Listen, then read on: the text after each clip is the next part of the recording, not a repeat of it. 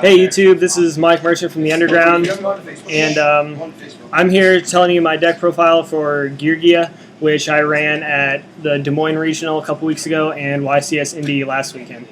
At Indianapolis, I got 60th place. I went day 2. I finished 7-3 overall.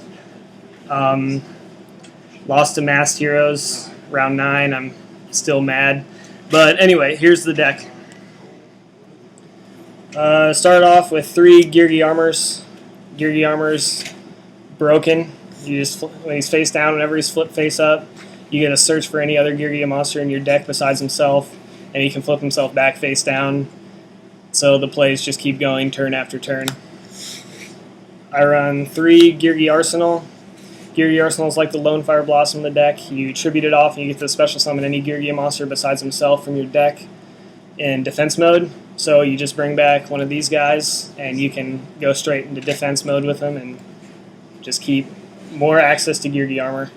Plus he also gets 200 points for each Geargia on the field, including himself, so he can get big enough to beat over Thunder King, which is a huge problem for this deck. And then 3 Geargia Accelerators.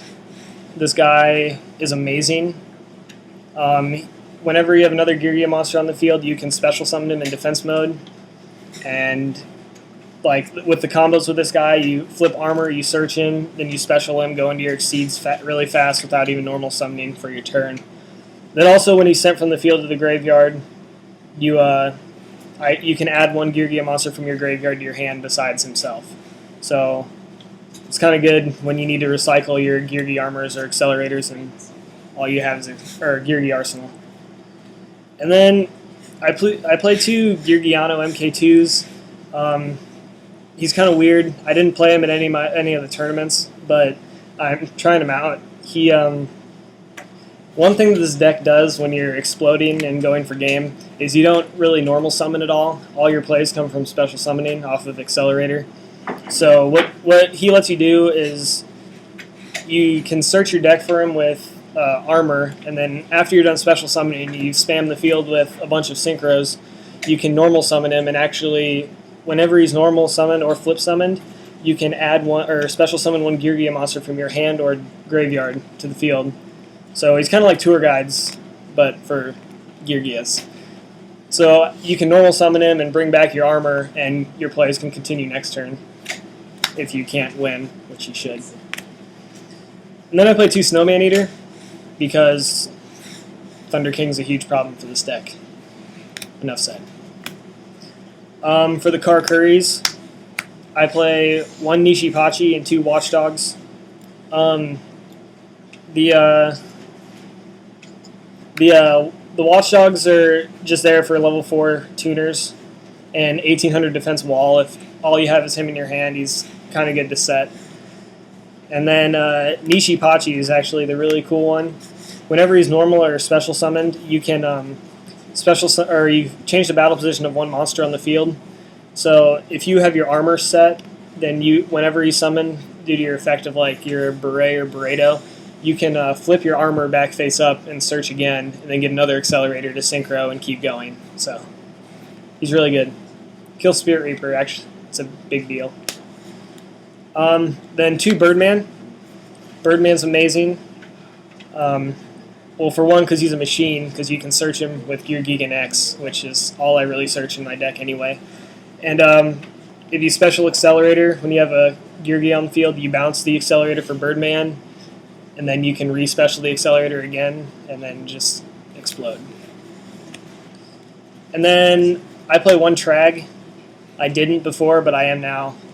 I always have a huge hand, so, I mean, why not? And then 1 Gors, because I don't like being OTK'd. And Gors is Gors. So I play 20 monsters. For the spells, 3 MST, because you don't want your plays to be stopped, so you get rid of all their back row. Heavy Storm, Monster Reborn, Dark Hole, staples. Pot of Avarice, because you put all your accelerators back after you have used them all, and you can recycle your plays for later if you don't already win. Limiter removal. I was iffy on this card, but my brother told me to play it, and it's really, really good.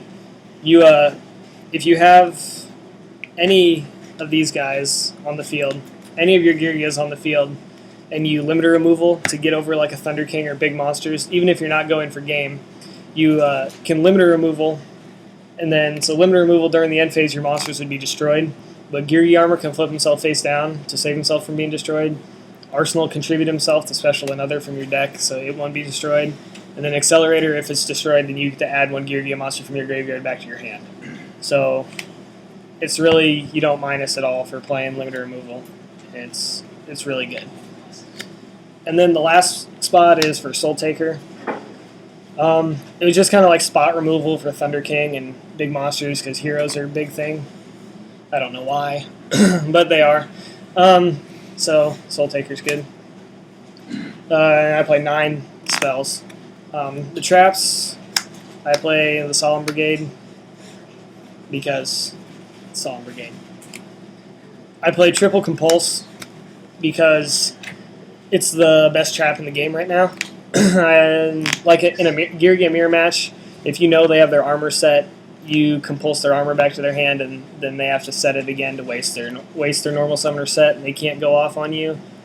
You can compulse Zen mains, which happens all the time, or just compulse any big monsters that are a threat to your armor search. I play 2 Mirror Force because it's at 2, so I'm going to protect my monsters and play 2. 2 Bottomless because Bottomless is a good card. 2 Deep Prison because Dark Worlds, and I don't like Grapha. And then 1 Starlight Road because I play 13 traps, so Starlight Road's good. So that's the main deck, 42 cards, because no one else should play anything except that. The extra deck, I play 1 Zen Mains, 1 Temtempo, 1 Leviair, and 1 Soul of Silver Mountain. This card is really good. You need 2 level 3 Earth monsters, but the Geargianos are Earth monsters, Nisipachis an Earth monster, so when you get into the situation where your opponent has a lot of back row and you're able to exceed for this guy, you can detach to designate one of their back row, and then they can't use it. It's like Zing Zang Hu, the trap card. And then whenever he kills a monster by battle, you can special summon 1 Earth monster from your graveyard in defense mode. So just keep your plays going. Leviair, because Geargia Arsenal gets bottomless all the time. Temtempo is because he's Temtempo, and Zen Mains is Zen Mains. For the 4s, I play Maestroke because sometimes you just run into that spot where you need to play defensive.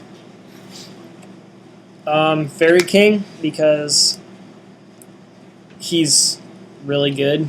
If they drop Gores on you, then you can use Fairy King's effect to drop Gores lower than he is, so he's still the strongest monster on the field. 2 Geargiga X, or Blue Gadget.